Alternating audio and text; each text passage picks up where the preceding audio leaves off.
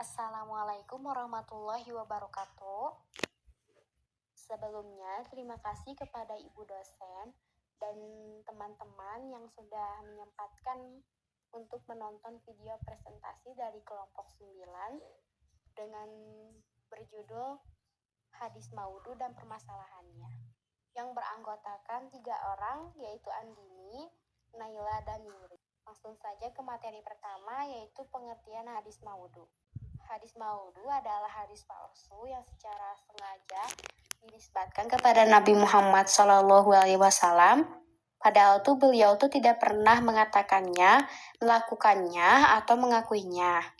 Kata maudhu secara bahasa berarti buatan atau rekayasa, sehingga hadis maudhu merujuk pada perkataan atau perbuatan yang dibuat-buat lalu diklaim sebagai hadis. Pemalsuan hadis ini terjadi karena berbagai motif, baik politik, ekonomi, fanatisme kelompok, atau alasan pribadi tertentu. Hadis maudhu sangat bahaya karena dapat merusak kemudian ajaran Islam dan juga menyesatkan umat. Selanjutnya, ciri-ciri hadis maudhu. Yang pertama, sanadnya tidak valid atau tidak ada. Sanad adalah rantai periwayat yang menyampaikan hadis dari Nabi SAW hingga ke perawi terakhir. Pada hadis maudhu, sanadnya tidak sahih, bahkan terkadang tidak ada sama sekali. Misalnya, perawi dalam sanad tersebut dikenal sebagai pendusta atau tidak dikenal. Yang kedua, matan bertentangan dengan akal sehat atau ajaran agama. Isi atau matan hadis yang bertentangan dengan prinsip dasar ajaran Islam atau akal sehat menunjukkan adanya tanda-tanda kepalsuan. Misalnya hadis yang menjanjikan pahala berlebihan untuk amalan kecil yang tidak sebanding dengan syariat Islam. Yang ketiga, mengandung janji pahala atau ancaman yang berlebihan. Hadis palsu seringkali menjanjikan pahala yang terlalu besar atau ancaman yang ekstrim untuk perbuatan yang sederhana. Ini biasanya dibuat untuk mendorong orang pada amalan tertentu atau menjauhi sesuatu berdasarkan motif tertentu. Yang keempat, biasanya berpihak pada tokoh atau kelompok tertentu. Hadis maudhu kerap kali dibuat untuk mendukung kepentingan politik atau kelompok tertentu, sehingga isinya cenderung memihak dan tidak objektif. Selanjutnya, sejarah awal munculnya hadis maudhu. Yang pertama, masa fitnah politik. Sekitar tahun 40 Hijriah, pada masa ini konflik besar terjadi antara kelompok pendukung Ali bin Abi Thalib dan Muawiyah bin Abu Sufyan. Masing-masing pihak mulai memasukkan hadis untuk memperkuat kedudukan, memperlemah lawan. Contohnya, beberapa hadis palsu dibuat untuk mengagungkan Ali atau Muawiyah secara berlebihan. Yang kedua, masa dinasti Umayyah tahun 661 sampai 750 Masehi. Hadis palsu semakin marak digunakan untuk penguasa untuk melegitimasi kekuasaan mereka. Beberapa penguasa mengklaim hadis yang menyebutkan bahwa khalifah adalah bayangan Tuhan di bumi. Padahal ini tidak pernah disampaikan oleh Nabi SAW. Hadis-hadis itu bertujuan untuk memperkuat kekuasaan politik dan menundukkan rakyat. Yang ketiga, masa dinasti Abbasiyah tahun 750 sampai 1258 Masehi. Pemalsuan hadis tidak hanya didorong oleh politik, tetapi juga motif ekonomi dan sektarianisme. Hadis palsu disebarkan untuk mendorong praktik ibadah tertentu yang sebenarnya tidak memiliki dasar syariat, melainkan demi kepentingan kelompok tertentu. Selain itu cerita-cerita populer yang tidak berdasar juga seringkali dianggap sebagai hadis. Lalu selanjutnya, motif pemalsuan hadis maudhu. Yang pertama, politik dan fanatisme mahzab. Pemalsuan sering dilakukan untuk mendukung kelompok politik atau mazhab tertentu, terutama pada masa konflik politik Islam awal. Yang kedua, uang atau popularitas. Beberapa perawi palsu menciptakan hadis untuk memperoleh keuntungan uang, materi, atau ketenaran di kalangan masyarakat. Yang ketiga, dakwah yang salah. Motivasi ibadah palsu. Beberapa orang tuh memasukkan hadis dengan alasan ingin memotivasi orang untuk beribadah. Misalnya hadis tentang keutamaan sholat atau puasa tertentu yang sebenarnya itu tidak pernah diajarkan oleh Nabi SAW. Yang keempat tuh ketidaktahuan umat. Kurangnya pengetahuan umat Islam terhadap ilmu hadis dan sanad menjadikan mereka tuh mudah mempercayai hadis palsu, terutama jika disampaikan oleh orang yang dianggap berwibawa atau alim.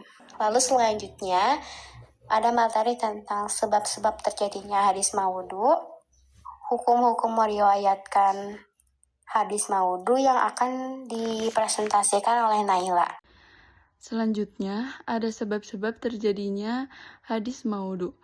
Nah, ada dua hal yang mendasari munculnya pemalsuan hadis, yakni yang pertama, belum terhimpunnya hadis Nabi dalam suatu kitab.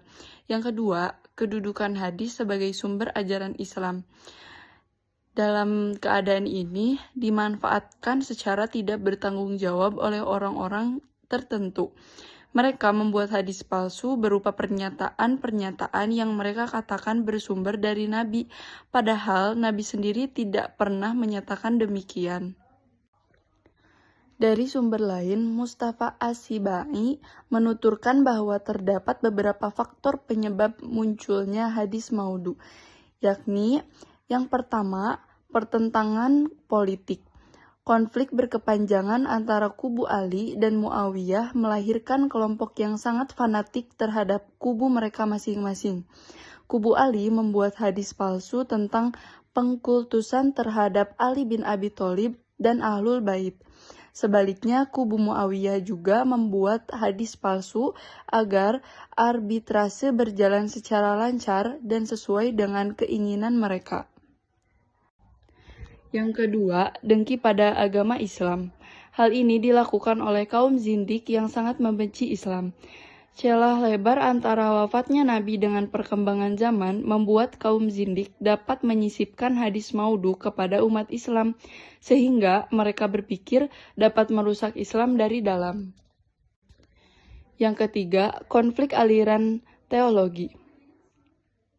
Berbagai aliran teologi seperti mazhab juga banyak membuat hadis palsu demi memperkokoh pendapatnya masing-masing.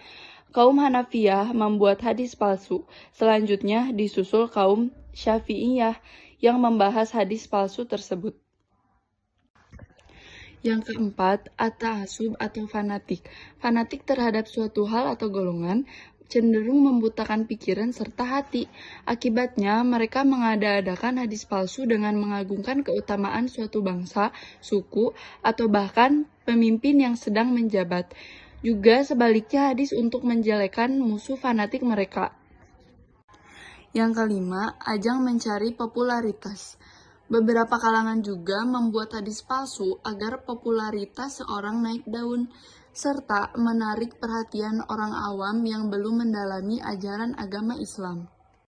Yang keenam, yang terakhir, cinta agama, namun dengan jalan yang sesat. Terdapat beberapa kalangan ahli ibadah yang memunculkan hadis palsu dengan tujuan baik, seperti menambah amalan dan hikmah dari suatu amalan tertentu dengan mengatasnamakan hadis Nabi. Hal ini dilakukan karena mereka ingin menjunjung tinggi ajaran agama serta dapat menumbuhkan motivasi dalam beribadah. Namun, cara yang dilakukan keliru. Selanjutnya, hukum meriwayatkan hadis maudhu. Diharamkan meriwayatkan hadis maudhu dengan menyandarkannya kepada Nabi SAW, kecuali hanya memberikan contoh tentang hadis maudhu dengan menjelaskan kepalsuannya. Karena meriwayatkan hadis maudhu adalah satu bentuk dusta kepada Nabi SAW, dan di sini Nabi SAW bersabda, "Waman kadzaba alayya muta'ammidan falyatabawa maq'adahu minan nar." Artinya, siapa yang berdusta terhadapku dengan sengaja, maka hendaklah dia menempati tempatnya di neraka. Hadis riwayat Bukhari. Terima kasih kepada Naila, selanjutnya ada materi tentang tanda-tanda hadis maudhu dan usaha para ulama menanggulangi hadis maudhu yang akan dipresentasikan oleh Yuri. Yang pertama, lafaz yang tidak pasti dan tidak mungkin keluar dari lisan Nabi Muhammad SAW.